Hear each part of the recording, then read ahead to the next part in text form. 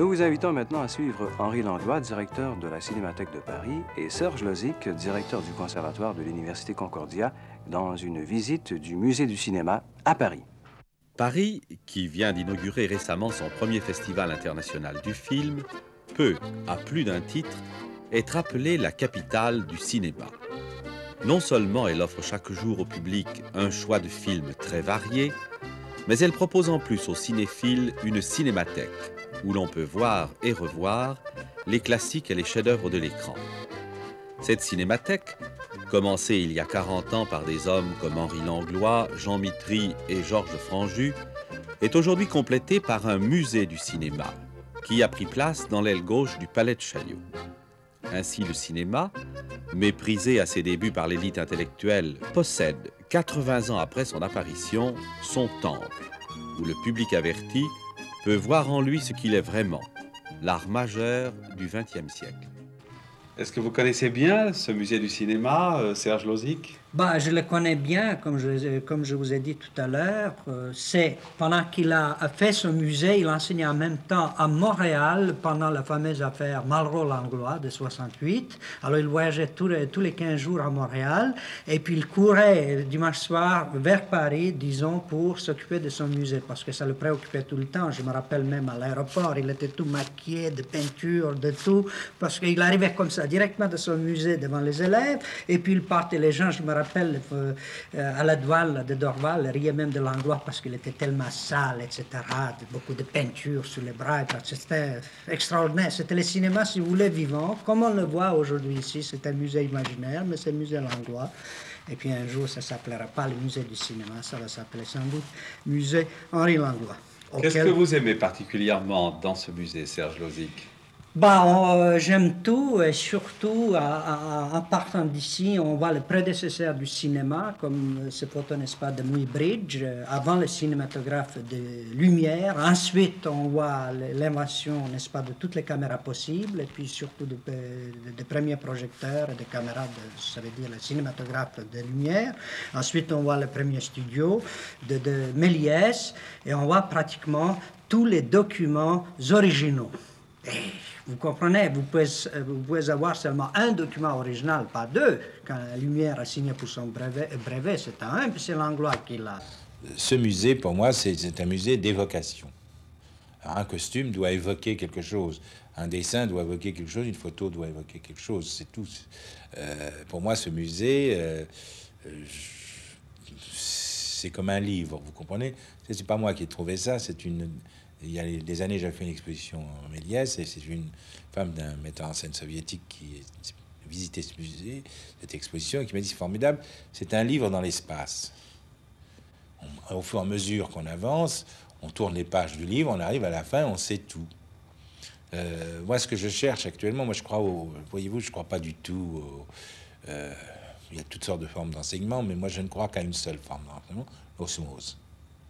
C'est-à-dire comme les Esquimaux, vous comprenez?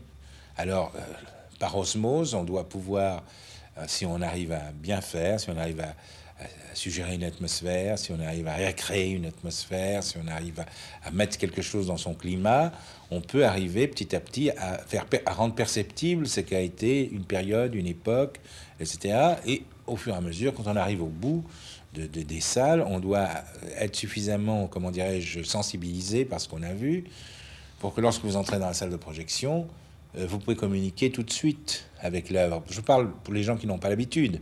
Il y a des gens qui n'ont jamais vu de film muet. Il y a des gens qui n'ont jamais... Alors, ce musée est là pour les préparer et le rendre accessible, le contact. Vous avez 80 ans de cinéma qui se trouve ici. Et je crois que non seulement tout homme, disons, qui aime le cinéma devrait visiter ces musées, mais tout homme de culture devrait visiter un jour ou l'autre pour avoir, n'est-ce pas, ce grand art, n'est-ce pas, qu'on appelle le cinéma. Qu'est-ce qu'on a dans un musée du cinéma? C'est-à-dire des choses immobiles ou bien alors des extraits qui projettent sur l'écran. Donc, il faut les mettre en valeur, il faut les placer dans... Si vous voulez, il faut que tout d'un coup, elles parlent, elles chantent.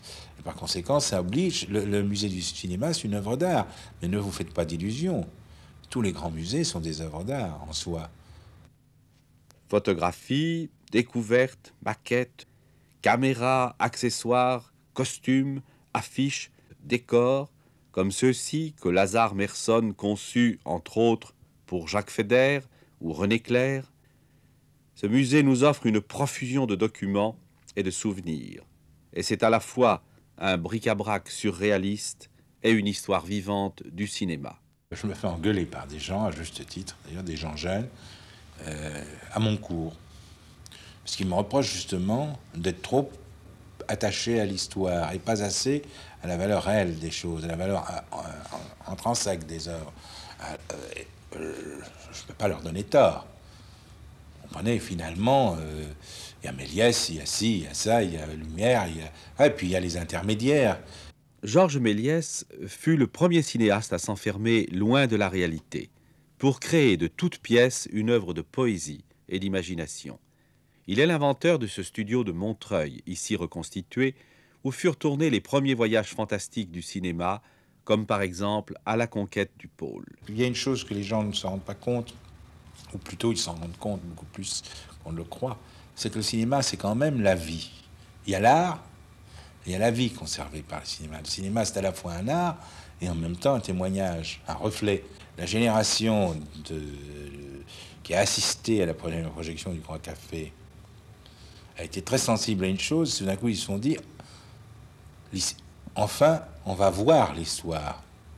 Effectivement, le cinéma permet, et c'est une des reproches que je ferai à tous les gouvernements du monde, ils avaient un truc fabuleux avec le cinéma, dont ils ont aucun n'en a fait usage, à inscrire l'histoire de notre temps, à inscrire l'histoire de notre civilisation. C'est à Palo Alto, en 1878, et pour vérifier les affirmations de Marais sur le galop du cheval, qu'Édouard Muybridge, d'abord chercheur d'or, puis photographe, construisit un ensemble de 12 appareils à déclenchement successifs, qui lui permit d'analyser le mouvement, puis de le recomposer, grâce à son zoopraxinoscope.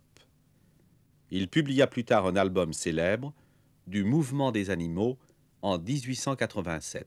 Puis finalement, au bout de 40 ans, le cinéma a pris son temps, si vous voulez. Il fait en 1935, c'est la grande thèse, même dans l'œuvre de René Clair, on doit trouver un texte qui doit se rapporter à ça. Le cinéma, c'était l'espace, c'était pas le temps. C'est-à-dire une œuvre dans le cinéma avait la chance d'avoir une audience immédiate dans l'espace, mais elle ne pouvait pas franchir le temps. Parce qu'effectivement, le cinéma, jusqu'à dans les années 32-33, avait avancé, progressé par bond, et que tous les 3 ans, ce qui avait été fait 3 ans plus tôt était périmé déjà. Bon. Après une longue période où le cinéma n'a fait que marcher sur place, tout d'un coup, tout a repris sa place. On a découvert que maintenant, il y a des œuvres qui franchiront le temps. Et qui franchiront pas seulement le temps d'aujourd'hui, mais le temps toujours, si évidemment leur conservation est assurée. Et tout d'un coup, on a découvert qu'il n'y avait plus de nuances. On a découvert qu'un film muet pouvait passer devant le public à la télévision avec autant d'intérêt qu'un film parlant.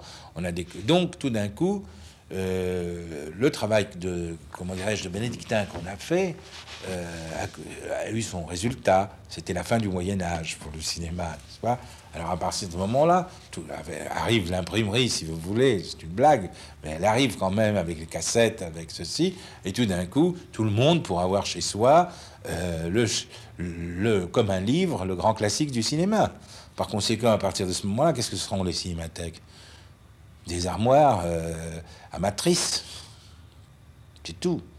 Donc les cinémathèques qui survivront seront celles qui auront fait un musée. Parce que là, dans ce musée, sera le conservatoire de l'art. Ainsi, dès le début, cette nouvelle boîte de Pandore allait déverser sur le monde ses produits, et l'on peut penser qu'elle est loin d'avoir fini de le faire.